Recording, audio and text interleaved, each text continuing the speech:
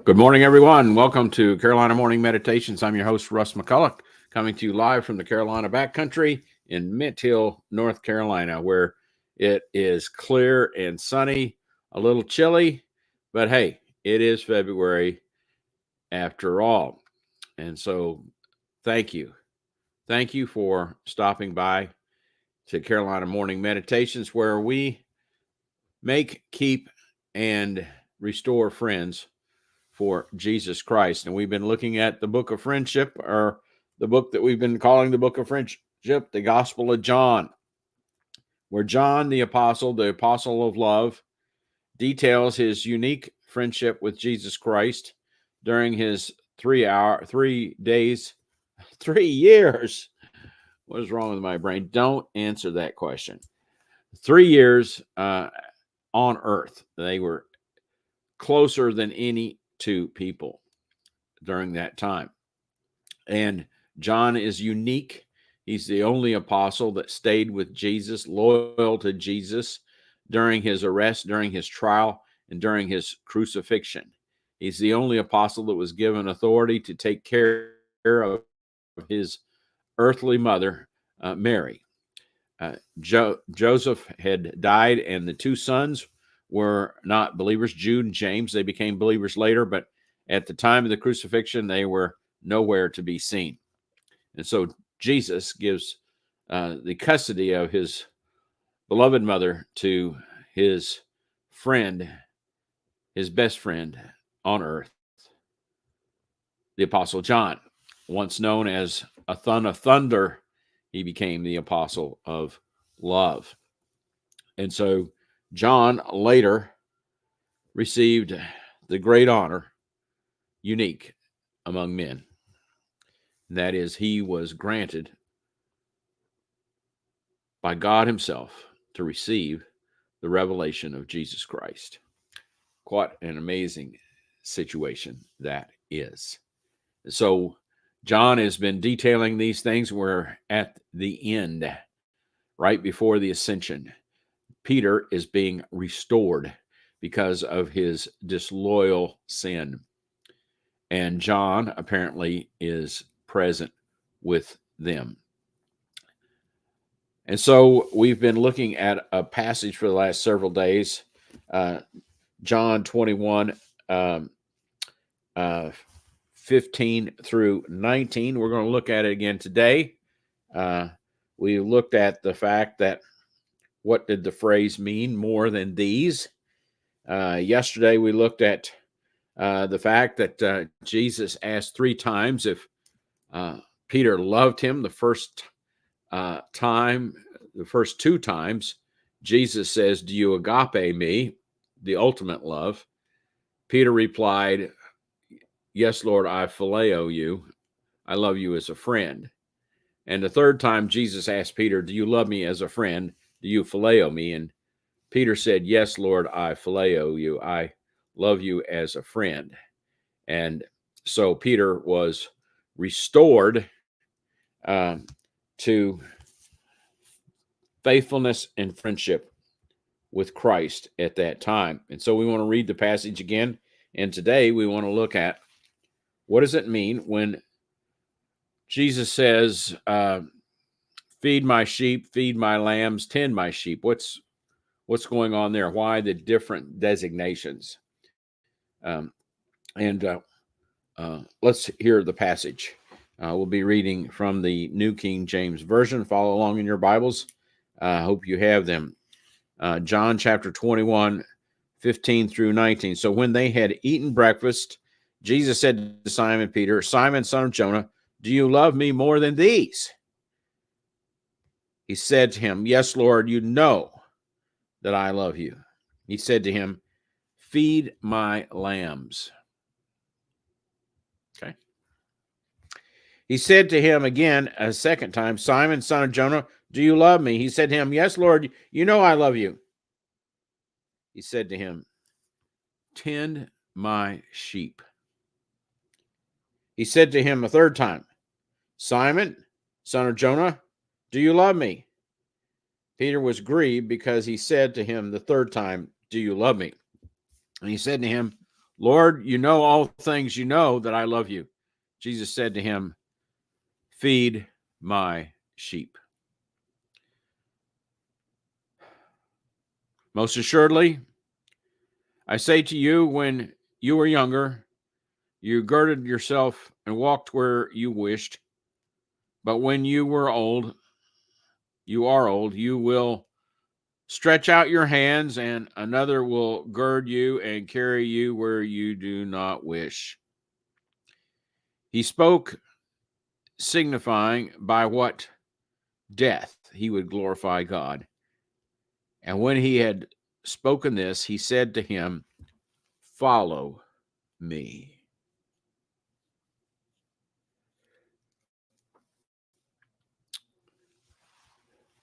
Follow me to death, Peter. You're my friend. And Peter says, yes. Well, we wanted to look at the significance of the different shepherding designations that Jesus speaks of. John is very familiar with the metaphor. You recall in John 10, some time ago, we talked about this at length, that Jesus calls himself the Good Shepherd. And so he is. He's the perfect shepherd. And he's alluding to this again, not for himself, but for Peter. Now, what I'm about to relay is my best understanding of this. It is by no means correct in the absolute. I could be totally wrong. But this is my understanding of these designations. So please don't think, if you understand differently, that I'm somehow out in left field. So if you have a different way of understanding these designations, by all means, put it in the comments, either on Facebook or on YouTube, so we can study this further. But this is my understanding. First of all, he talks the difference between lambs and sheep. What is a lamb? A lamb is an immature baby sheep. And of course, sheep are not very smart animals, and they're not capable of taking care of themselves, but lambs are even more so. They're the most helpless of animals, or certainly among the most helpless. They cannot fend for themselves in any way, shape, matter, or form, and left alone, they die. So they receive special care, special attention above and beyond what a mature sheep would require. And so we have lambs, infant sheep, and sheep, mature sheep, two different kinds of sheep, one requiring more attention than the other. The other two designations are feeding and tending, two different kinds of activities the shepherd provides for the sheep. Feeding, obviously, has to do with pasture and water. The shepherd has to lead the sheep to pasture, good pasture and good water. But there's many other aspects of shepherding other than just leading sheep to water and grazing. And that is the idea of tending. You examine the sheep for disease. You anoint their heads with oil to make sure that certain parasites don't take over the sheep's ears, and so forth and so on. You examine the sheep, you tend to them, you pay attention to their physical needs that they cannot tend to themselves. And we talked about that at great length in our recent class on Psalm 23. So you have the difference between lambs and sheep. You have the difference between feeding and tending. sheep, and then you have sheep and lambs. The other has to do with the food for lambs and sheep. Lambs have to have milk. That's what they live on, the milk of the mother. Whereas the mature sheep graze the pastures for grass. And so totally different diets. One, the lamb has, and then the other, the sheep has. And so when it comes to Peter's role in the church is apparently, according to the scriptures, dual. He is an apostle and he is an elder. He calls himself an elder in his epistles. Two different roles for one person. And apparently, these roles are alluded to in this passage. Again, this is my understanding. If you have a different understanding, please let me know. This is the best I can do. But an apostle was one that was a purveyor of the truth, the New Testament. He gave it orally, first of all, and then in written form. That's what the apostles did. That's how we got the New Testament.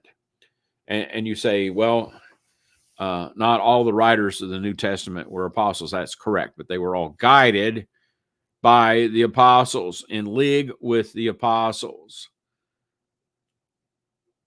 Mark was the scribe for Peter. Luke was the scribe for Paul. And then James and Jude, though not apostles, were appointed special prophets by Christ. They happened to be his stepbrothers, and they both had books in the New Testament. They both wrote books, and they were inspired by the Holy Spirit. But by and large, the New Testament is the teaching of the apostles. That's why in Acts 2:42, that body of truth is referred to as the apostles' doctrine. The apostles' doctrine. It was the witness of Jesus Christ, because he designated these apostles as his witnesses. And Peter states that in Acts 2 in that sermon on Pentecost, where he says, we, the apostles, are witnesses of the resurrected Christ.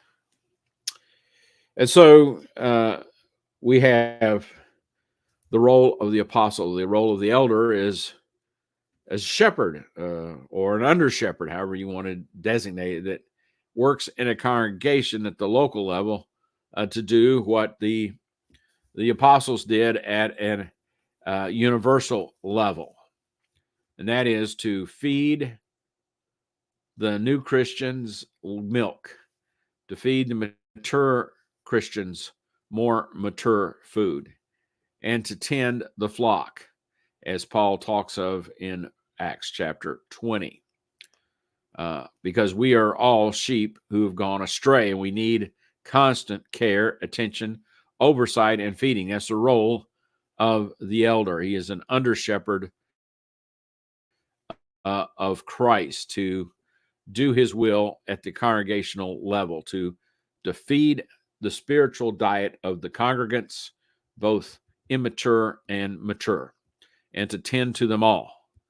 And that's what the role of an elder or a shepherd is. In the New Testament, there are many names for one office: the elder, the shepherd, the presbyter, the bishop. All these names designate the same office. It's always in the plurality. No one works by themselves. There's no such thing in the New Testament as one-man leadership. And so Peter works with other apostles in the universal sense of tending and feeding, and then at the congregational sense as an elder, tending and feeding.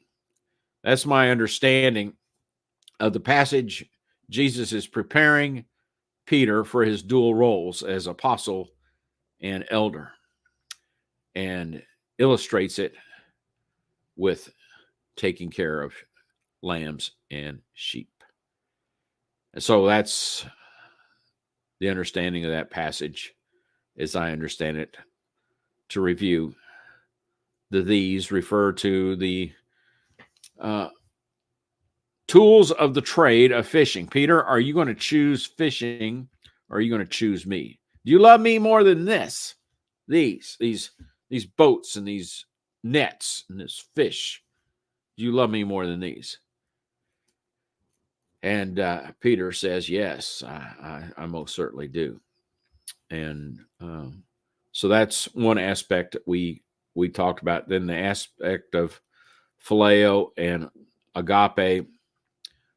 No one but Christ showed agape love in this relationship. Peter did not, because he denied Christ 3 times. But he was restored, and he is capable of phileo, friendship love with Christ, as are we. We are phileo friends of Christ. He is our agape friend. And then today, we talked about what my understanding is as the roles of apostles and shepherds in the church.